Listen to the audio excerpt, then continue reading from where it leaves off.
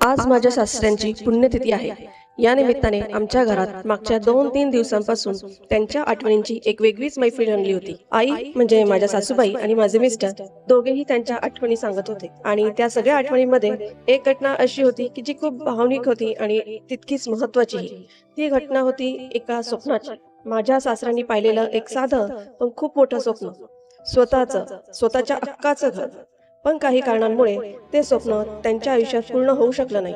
आणि ते का पूर्ण होऊ शकलं नाही या मागचं वास्तव माझे मिस्टर मला सांगू लागले. माझे सासरे डॉक्टर होते, पण त्या काळात त्यांची आर्थिक परिस्थिती ही खूप बेताची होती, म्हणून त्यांना शहरात दवाखाना सुरू करता आला नाही. त्यांच्याकडे एक मिनी बुलेट होती. त्यावरून ते वेगवेगळ्या गावांमध्ये जात असत. गावोगावी खेडोपाड्यात फिरून त्यांचा वैद्यकीय व्यवसाय करायचे. प्रत्येक नवीन गावात गेल्यावर त्यांना आधी सरपंचांना भेटावे लागायचे आणि मग गावात फिरून लोकांना सांगावं लागायचं की मी डॉक्टर आहे. माझे मिस्टर सांगतात की ते जेव्हा 5वी-6वीत होते तेही त्यांच्या वडिलांबरोबर खेडोपाडी जात असत. त्यांचे वडील गावात इतके सहज दिसून जायचे की जणू त्या गावातलेच आहेत असं तिथे लोकांना वाटायचं. अनेकदा त्यांनी गरीब लोकांकडून पैसे घेतलेच नसले. गावातील काही लोकांकडे कधी पैसे नसायचे तर ते त्या बदल्यात धान्य द्यायचे, तर कधी कोणी दूध द्यायचं, कोणी भाजीपाला द्यायचं, तर कधी कधी उधारी सुद्धा राहायची. त्यांचं स्वतःचं घर नव्हतं. नेहमी भाड्याच्या घरात राहावं लागायचं. कधी घर मालक घर खाली करायला सांगायचा, तर कधी भाडं वाढायचं आणि मग पुन्हा नवीन गाव नवीन घर. पण या सगळ्या संघर्षातही एक गोष्ट मात्र कायम आहे. माझ्या सासऱ्यांचं एक स्वप्न होतं, एक स्वतःच असं घर असावं. ते अनेकदा दुपारी प्रॅक्टिस करून घरी आल्यावर आईंसोबत बसायचे. हातात कागद पेन घ्यायचे आणि सुरू व्हायचा त्यांचा विषय. सिमेंट, विटा, लोखंड, वाळू काय लागेल, किती प्रमाणात लागेल, किती खर्च येईल त्यासाठी.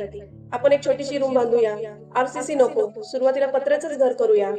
पण संपूर्ण हिशोबाची बेरीज झाली की घरात एकदम शांतता पसरायची. मिळकत मर्यादित असताना घर खर्च, मुलांचे शिक्षण आणि इतर आवश्यक जबाबदाऱ्या पूर्ण करत असताना घर बांधण्यासाठी लागणारी रक्कम साठवणे शक्य होत नव्हते. घर बांधण्याचा विचार मागे मागे पडत आला. असं करत करत अनेक वर्ष निघून गेली, पण घराचं स्वप्न अपूर्णच. एक गोष्ट मात्र त्यांनी कधी सोडली नाही, ती म्हणजे मुलांचं शिक्षण. ते नेहमी म्हणायचे, शिक्षण ही अशी संपत्ती आहे जी कोणीही तुमच्याकडून जोडू शकत नाही. नंतर काळ बदलला, मुलं मोठी झाली, शिक्षण पूर्ण केलं, चांगल्या क्षेत्रात नोकऱ्या मिळाल्या आणि हळूहळू परिस्थिती बदलत गेली. आज त्या तिघा भावांकडे मिळून 3 पेक्षा जास्त स्वतःची घरे आहेत. पण आज जरी सगळं काही मिळालं असलं तरी मनाच्या कोपऱ्यात एक मोठी उणीव कायम आहे, ती म्हणजे ते स्वतः. घराच्या भिंती उभ्या राहिल्या, अंगण भरलं, छप्र उभी राहिली, पण ज्यांनी हे स्वप्न पाहिलं ते आज आपल्या सोबत नाही. आजही असं वाटतं, घराच्या प्रत्येक विटेत त्यांचा वास आहे, प्रत्येक कोपऱ्यात त्यांच्या कष्टाची सावली आहे. ही घरे फक्त विटांची नाही, ती उभी आहे एका वडिलांच्या स्वप्नावर. त्या आमच्या सासऱ्यांना त्यांच्या पुण्यतिथी निमित्त शतशः